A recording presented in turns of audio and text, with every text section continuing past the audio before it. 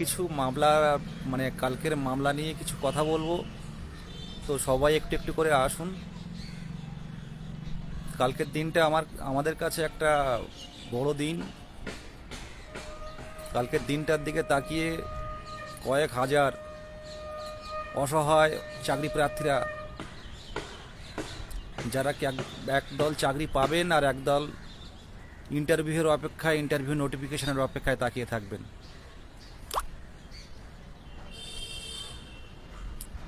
ঈশ্বর হোক, আল্লাহ হোক, কালকে রামের নামে হোক, আমরা কালকে যাতে স্টে অর্ডারটা উঠবে এই কামনা করছি আমরা।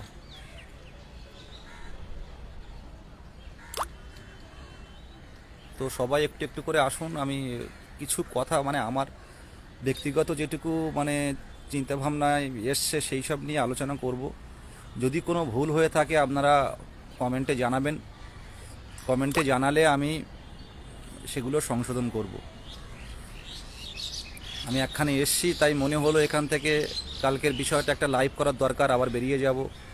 নিজের পারিবারিক চাপ, সমস্যা, বাবা অসুস্থ ছিল, গেছিল আমাদের ঐক্যমঞ্চ থেকে অনেকে গেছিল। তো এখন সুস্থ আছেন, অনেকে জিজ্ঞাসা করছিলেন। তো একখানে এসছি নিজের কারণে। কালকে হাইকোর্টেও কাজ আছে। তো এই জায়গায় দাঁড়িয়ে আমি বলছি, কালকের ব্যাপারটা নিয়ে অনেকে ফোন টেক্সট করছিলেন যে স্যার দাদা কালকে কি হবে, কালকের ব্যাপারটা যদি একটু বলো ভালো হয়। বা সবার তো টেক্সট করে বা ফোন করে বলা যায় না, অনেকের ফোন রিসিভ করাও যায় না। তো আমার মতামত যেটুকু আছে মানে সেইটুকু আমি একটু বিস্তারিত খুব সংক্ষেপে আলোচনা করব, বিস্তারিত নয়।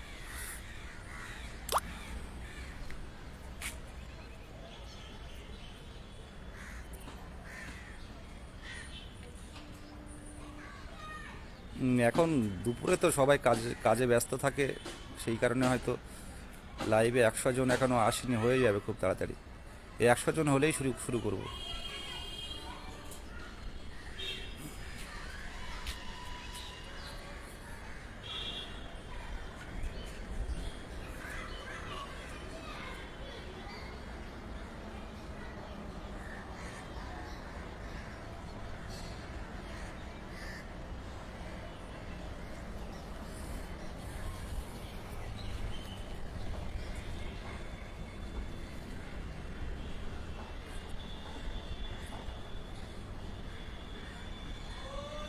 ঠিক আছে, আমি শুরু করে দিচ্ছি, পরপর যারা আসবে পরে দেখে নেবে। আমি প্রথমেই অ্যাকচুয়ালি সবাইকে সংগ্রামী অভিনন্দন জানাই 2022 প্রাথমিক টেট পাসদের। এ লাইভ শুধু আমাদের চাকরি প্রার্থীরা দেখে না, এ লাইভ আমার অনেক মা বাবারা দেখেন। তো সবাইকে শ্রদ্ধা এবং ছোটদের ভালোবাসা জানিয়ে আমি কালকের বিষয় নিয়ে কিছু আলোচনা করব। তো প্রথমেই আমি পর্ষদকে একটা বার্তা দেব যে আগামীকাল বাই হুক অ্যান্ড বাই কুক এর উপরেই কিন্তু কালকে স্টেটা তোলার জন্য যেন সেইভাবে চেষ্টা করা হয়। না হলে কালকের স্টে যদি না ওঠে, আমরা শান্তিপূর্ণভাবে বলতে পারি ফেব্রুয়ারি মাস কিন্তু সারা কলকাতা উত্তাল হয়ে উঠবে চাকরি প্রার্থীর ডাকে, 22 স্টেটের ডাকে। এটা আমি পর্ষদকে প্রথমেই বার্তা দেব। আগামীকাল আপনারা যে কোনো উপায়ে যেন স্টে তুলে প্যানেল প্রকাশ করে 2022 প্রাথমিক দীর্ঘ বঞ্চিতদের জন্য যাতে সবাই চাকরি পায় সেই উপায়ে শূন্যপদ বের করে ইন্টারভিউ নোটিফিকেশান জারি করবেন। প্রচুর শূন্যপদ রয়েছে জেলায় জেলায়, যেটা আরটিআই করে আমরা দেখতে পাচ্ছি। অনেক জেলা উত্তর দিচ্ছে না, ফার্স্ট টেবিল সেকেন্ড টেবিল করা হচ্ছে, কাজ কিন্তু অটোমেটিক্যালি চলছে, আমরা কিন্তু বসে নেই।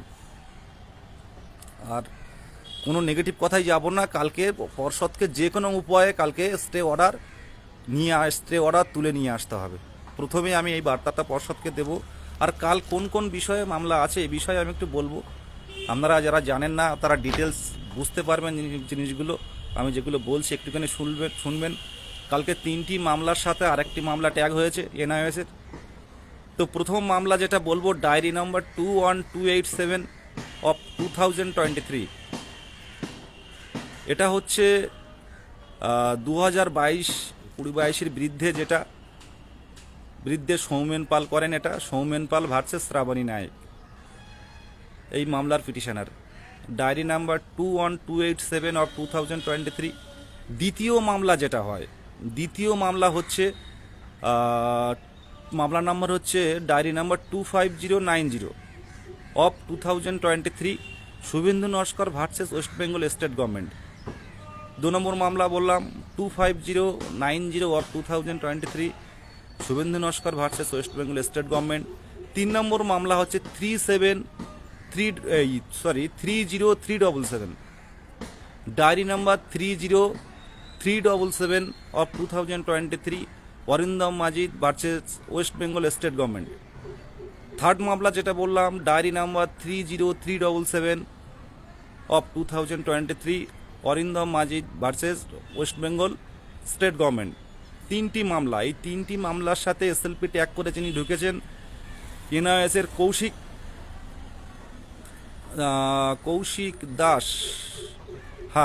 দাস। 3টি মামলাকে আইএ করে ঢোকেন কৌশিক দাস, যার আইএ নাম্বার আইএ কথার ফুল ফর্মটা একটু বলে দিচ্ছি, ইন্টারভেনার অ্যাপ্লিকেশান যিনি ঢুকেছেন আইএ নাম্বার হচ্ছে 13831 অফ 2023। এটা 14/12 মানে ডিসেম্বর মাসে করা হয়েছে আইএ নাম্বারটা। এটা কেন করা হলো, কন্ডিশনটা কি বা কোন প্রেক্ষিতে ঘটনাটা ঘটলো, এনআইএসটা ঢুকলো, এটা একটা বলছে সর্বভারতীয় প্রেক্ষিতে সুপ্রিম কোর্টে মহামান্য বিচারপতি BR গ্রেভি ইনি উত্তরাখণ্ড সরকারের মামলার প্রেক্ষিতে প্রাইমারি টিচার রিক্রুটমেন্টে 18 মাসের কোর্সকে অর্থাৎ এনআইএস ডিএলএড কোর্সকে অবৈধ বলে ঘোষণা করেন। অবৈধ বলে এবং তৎসহ বলতে পারে উত্তরাখণ্ডের নৈনিতাল এবং বিহারের পাটনা হাইকোর্ট এনআইএসের পক্ষে জাজমেন্ট দেন। এরপর আমাদের পশ্চিমবঙ্গের চলতি রিক্রুটমেন্টে মানে এনআইএসের জাজমেন্টের স্যাটাসাইড করে দেন। এটা আরেকবার বলে দিই আমি কোন কন্ডিশনে 14/12/2023 ডিসেম্বর মাসে, যেটা এই আইএ নাম্বার 13831 যেটা কৌশিক দাস নামে আইএ ফাইল করে ঢুকেছেন, সেটা আবার বলে দিচ্ছি প্রেক্ষিতটা কি। সর্বভারতীয় প্রেক্ষিতে সুপ্রিম কোর্টে মহামান্য বিচারপতি BR গ্রেভি ইনি উত্তরাখণ্ড সরকারের মামলার প্রেক্ষিতে প্রাইমারি টিচার রিক্রুটমেন্টের 18 মাসের কোর্স অর্থাৎ এনআইএস কোর্সকে অবৈধ বলে ঘোষণা করে। তৎসহ উত্তরাখণ্ডের নৈনিতাল এবং বিহারের পাটনা হাইকোর্ট এনআইএসের পক্ষে জাজমেন্টকে স্যাটাসাইড করে দেন। এটা হচ্ছে 28শে নভেম্বর স্যাটাসাইড করে দেন 28শে নভেম্বর 2023 জাজমেন্ট। এরপর ভালো করে বুঝবেন, এরপর আমাদের পশ্চিমবঙ্গের চলতি রিক্রুটমেন্টকে কেন্দ্র করে 2023 সালের জুন মাসে মোহাম্মদ সাবির শেখ অ্যান্ড আদার চলতি রিক্রুটমেন্টের বিরুদ্ধে সাবির শেখ কী করেন, মামলা করেন 17 নম্বর কোর্টে।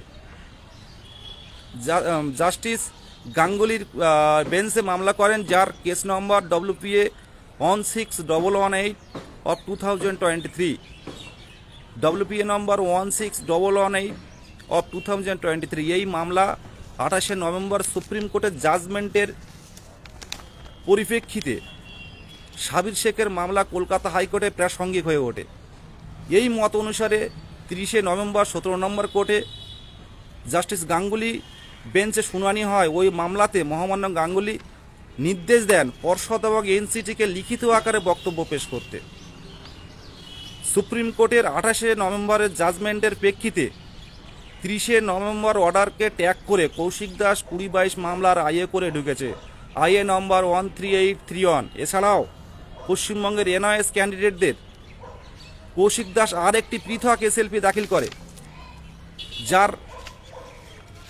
যারা সুপ্রিম কোর্টের diary number 52409 diary number 52409 of 2023। সেই মামলা 11 নম্বর কোর্টে সুপ্রিম কোর্টের 11 নম্বর কোর্টে লিস্ট নাম্বার 68 সিরিয়ালে হিয়ারিং হবে আগামীকাল। ভালো করে বুঝেছেন আপনারা কৌশিক দাসের মামলার প্রেক্ষিতটা কী ছিল।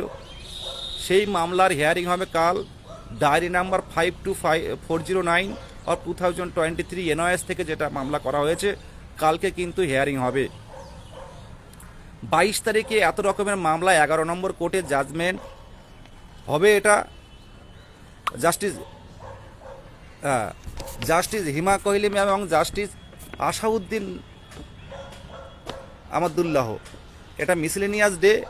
একটা কথা বলি, মিসেলেনিয়াস ডে 22 নম্বর, এটা মিসেলেনিয়াস আর নন মিসেলেনিয়াস ব্যাপারটা বলি। মিসেলেনিয়াস হচ্ছে যেখানে 60টা মামলা কিন্তু শুনানি হবে আশা রাখা যায়। আর নন মিসেলেনিয়াস ডে মানে এখানে 20, 22, 23টা হিয়ারিং হয়। তো যেহেতু আগামীকাল মিসেলেনিয়াস ডে, যেটুকু জানি আমি সেটুকুই বলছি, আগামীকাল মিসেলেনিয়াস ডে। এই মিসেলেনিয়াস ডেটি কিন্তু আগামীকাল 100% কিন্তু এই মামলাগুলো উঠতে চলেছে। 4টি মামলা কিন্তু আগামীকাল ওঠার সম্ভাবনা প্রবল। আগামীকাল যেহেতু মিসেলেনিয়াস ডে পড়ছে, আশা রাখছি আগামীকাল কিন্তু স্টে অর্ডার উঠছে। আমার যেটুকু ধারণা, আমার যেটুকু মানে মানে মনে হচ্ছে সেটুকু কিন্তু আগামীকাল উঠছে। শুধু পর্ষদকে বলবো যে যেন আগামীকাল যেন খুব আগামীকাল যেন মানে খুব চাপে রেখে যেন আগামীকাল যেন স্টেটা তোলা হয়, যাতে আমাদের এই কয়েক হাজার যারা ডিএলএড আছে, খুব কম সংখ্যক ডিএলএড আছে, এরা যেন পরবর্তী রিক্রুটমেন্টে 17 যেমন সবাই নিয়োগ পাওয়ার সম্ভাবনা তৈরি হয়েছে, তেমন যেন 2022 সালের প্রাথমিক টেট পাস যারা আছে সবাই যেন রিক্রুটমেন্ট পায়। এই দাবি কিন্তু বরাবরই রেখেছি। এবং আমাদের পর্ষদ সভাপতি, আমাদের মাননীয় স্যার, আমাদের গৌতম পাল মহাশয়, উনিও বলেছেন টেট পাস কেউ বসে থাকবে না। ওনার সাথে বহুবার আমরা দেখা করেছি, কথা বলেছি, ঐক্যমঞ্চের পক্ষ থেকে আমরা গেছি, আমাদেরকে চেনেন। পরিষ্কারভাবে বলে দিয়েছেন যদি এই সময়ে যদি আমার রিক্রুটমেন্ট করতে দাও, যদি স্টে না থাকে, আমি 50,000 ভ্যাকান্সি দেব। কোনো যোগ্য চাকরি প্রার্থী বসে থাকবে না। সরকারের প্রতি ভরসা রাখুন। যেহেতু এই মামলাটা স্থগিত আদেশ পড়ে আছে 2022, এই মামলা যতক্ষণ পর্যন্ত ক্লিয়ার বা প্যানেল না বের করবে, নতুন রিক্রুটমেন্ট উনি প্রসেস চালু করতে পারছেন না। তো স্টে উঠে গেলেই তার পরের দিনই কিন্তু আমরা স্যারের কাছে যাব। যে স্যার, আমাদের দীর্ঘ কয়েকবার, প্রায় 10 বারের মতো স্যারের সাথে দেখা করেছি, যে সেই দাবি মোতাবেক আমাদের রিক্রুটমেন্ট দিন, কত ডিএলএড, পূর্ণ প্রশিক্ষিত ডিএলএড কতজন আছে। আপনি তো বলেছিলেন কেউ বসে থাকবে না, 50,000 ভ্যাকান্সি দেবো, সেই মতো এদেরকে পার করে দিন। কেউ আন্দোলন করবে না, কেউ ইচ্ছে করে রাস্তায় নামবে না, এটা স্যারকে বারে বারে বলেছি। স্যার, আন্দোলন প্রাইমারিতে হবে না। যারা 17ই পাস করতে পারেনি, কোনো কারণে কিছু ক্যান্ডিডেট আছে, বয়স হয়ে গেছে, তারা 22-এ বিভিন্নভাবে পড়াশুনো করে কষ্ট করে এই স্বচ্ছ টেটে পাস করেছে, এরা যাতে রিক্রুটমেন্ট পায়। অনেকের পুরনো একাডেমিক, অনেকে 3 সালে পাস, 4 সালে পাস মাধ্যমিক, তারাও যাতে এই রিক্রুটমেন্টে অংশগ্রহণ করতে পারে। বর্তমান যারা ডিএলএড করছে, উচ্চ মাধ্যমিক পাস করে যারা এসছে, এদের নাম্বারের সঙ্গে লড়া তো খুব কঠিন। তো ভ্যাকান্সি দিলে সবাই বেরিয়ে যাবে। তো ভ্যাকান্সির দিকটা লক্ষ্য রাখুন, কারণ পর্যাপ্ত ভ্যাকান্সি প্রত্যেকটা জেলায় কিন্তু ক্রিয়েট হচ্ছে। এটুকুই বলার। আপনারা পজিটিভ থাকুন। কালকে ভগবান আল্লাহ রাম ঈশ্বরকে ডাকুন, কালকের স্টে যাতে ওঠে। প্রত্যেকটা মামলার ডিটেলস আমি বলে দিলাম। আরও যদি কারো ডিটেল জানার দরকার হয় টেক্সট করবেন, আমি ভয়েস করে জানিয়ে দেব। প্রত্যেকটা মামলার ডায়েরি নাম্বার ধরে, মামলার গ্রাউন্ড, এবং যদি তার জাজমেন্ট কি আসছে ডিটেলস দিয়ে দেব। আমরা কোনো বা নিজের থেকেই আমরা প্রত্যেকটা মামলার নিয়ে আলোচনা করি, যে কোন মামলার গ্রাউন্ডে 22 স্টেটের স্বার্থ লুকিয়ে আছে, সেই অনুযায়ী কিন্তু আমরা পদক্ষেপ নিই। আমরা জানেন ঐক্যমঞ্চ কিন্তু সবসময় জেনে বুঝে এক্সপার্টদের, লয়ারদের সাথে আলোচনা করে, একজনের জায়গায় দুজনের জায়গায় 3 জনের সাথে আলোচনা করে কিন্তু আমরা পদক্ষেপ নিই এবং সামনের দিনে নেব। সেই গত ফেব্রুয়ারি মাস থেকে আমরা লেগে পড়ে আছি। এই জায়গায় দাঁড়িয়ে 22 স্টেট সবাই মিলেমিশে 22-এর স্বার্থে কাজ করুন, এইটুকু বলে শেষ করব। আমি একখানে এসেছিলাম, তাই মনে হচ্ছিল যে কিছু কেস সম্পর্কে একটুখানি আইডিয়া দিই।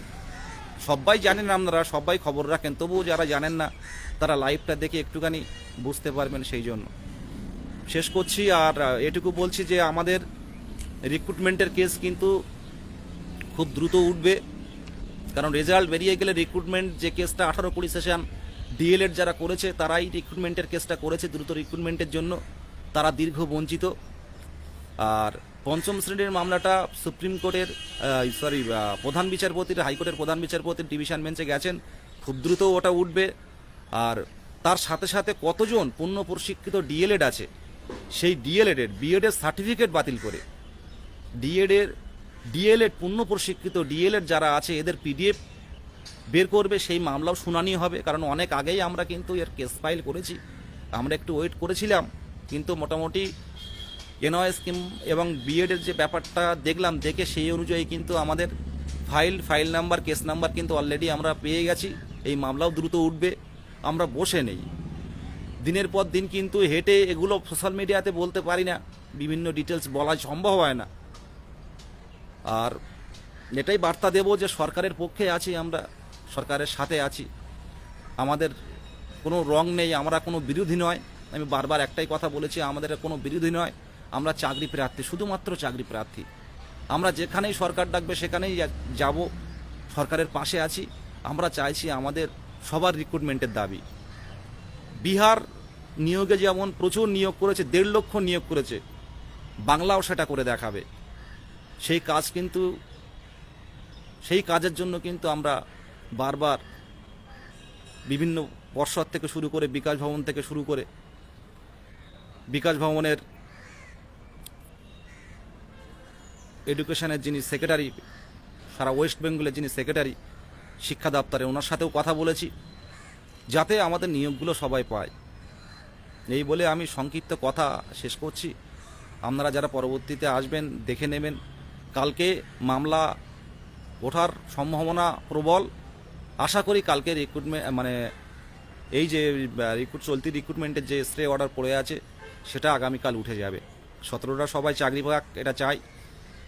কারণ অনেকেই কান্নাকাটি করে যে কি হবে, এতদিন ধরে 8টা মাস 9টা মাস পড়তে গেল। এই জায়গায় দাঁড়িয়ে সবার তো একটা ধৈর্য বলে জিনিস আছে। 22-এও আমরা যারা 17তে যারা পাস করতে পারিনি, তারা 22-এও জন্য অপেক্ষা করে আছে যে কবে স্কুলে ফিরব। সবাই পজিটিভ চিন্তা ভাবনা করুন। 22 তারিখ আগামীকালের অপেক্ষায় থাকুন। তারপর কিন্তু পরবর্তী কর্মসূচি কিন্তু আমরা ঘোষণা করব। এই বলে সবাই ভালো থাকবেন, টেনশন করবেন না। এই বলে আমার সংক্ষিপ্ত কথা শেষ করছি। আবারও সংগ্রামে অভিনন্দন জানিয়ে শেষ করলাম।